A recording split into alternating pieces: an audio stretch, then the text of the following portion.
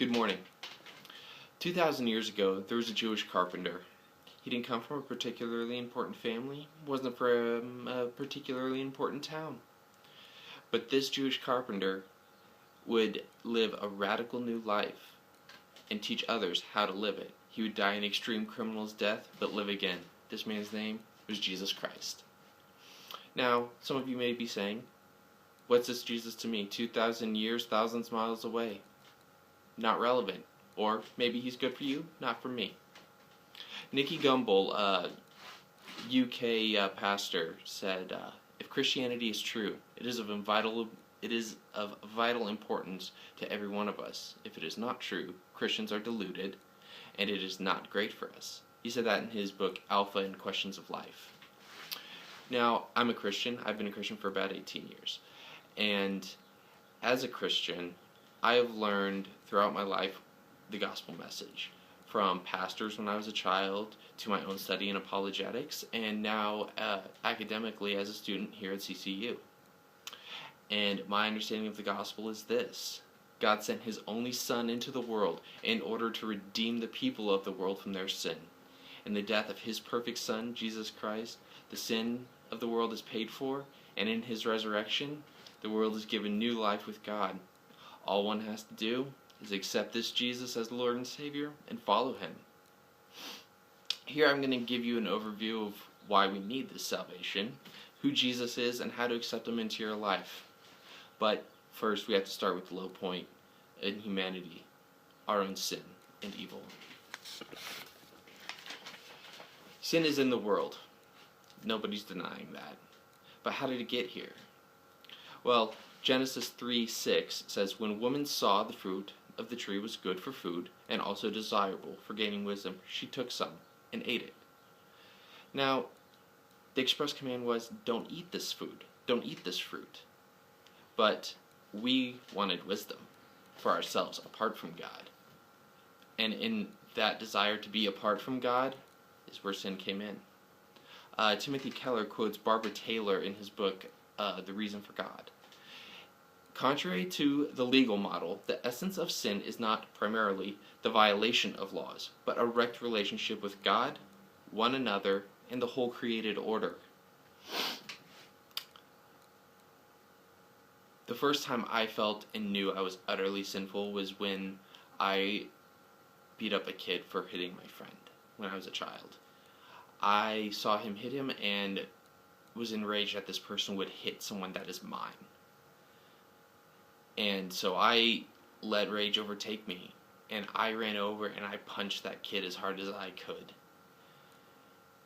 And that's the essence of sin, that decision, that little choice before I hit him, that that person was mine to defend. That's the essence of sin, is that you are the center of the universe, or I am the center of the universe. And God could have left me there. He could have left any of us there. He is just and holy. That is His right. But He doesn't. This is where Jesus comes into the picture.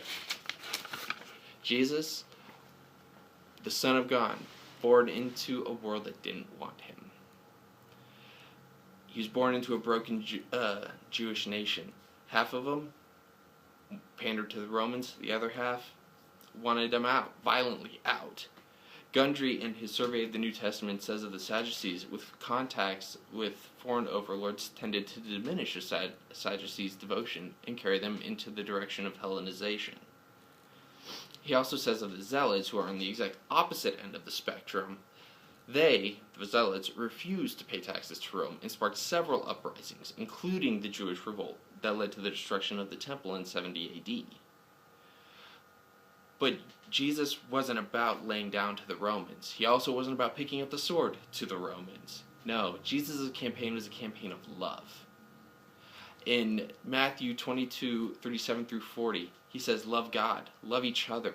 This sums up the entire Old Testament. The whole law summed up right there. Love God, love everyone else. He even goes so far as in Matthew 5:44 to say, love your enemies. This isn't about force of arms or appeasing governments. This is about love. But even with that love, we're still not good enough. Christ said that hate and contempt equal murder in Matthew 5:22. In 5:28, he said lust is the same as adultery.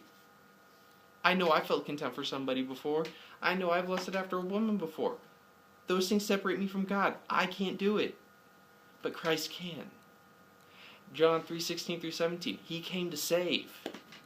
John 14:6, we can't get to God without him. We need life in him. He's the only way to life. But how do we get this new life? How? Well, it's not through any obscure rituals, as some of you may be thinking. It's not through baptism, for example. Some of you may know about baptism. Baptism is not salvation. Baptism is simply an outward expression of an inward change. Salvation is a conversation with God. It's simply saying, I'm sorry for what I've done. Thank you for being here for me.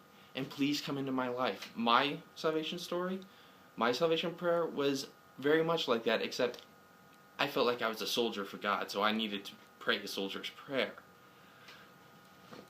But everybody's story, everybody's prayer is going to be a little different. But the one thing that every Christian has in common is the gospel message. The gospel message is simply, God sent his only Son into the world in order to redeem the world from their own sin. And in the death of his perfect Son, Jesus, the sin is paid for. And in his resurrection, we have new life. All that we have to do is accept Jesus as Lord and Savior and follow him. Now, I've kind of touched on why there's evil in the world, where it came from. I touched on this God-man, Jesus, and I touched on how we accept him. The gospel transformed me into a bitter, angry little boy, into a man that just wants to love God and love everybody else and serve him in any way possible. That's the difference the gospel made in my life. What's the difference the gospel can make in yours?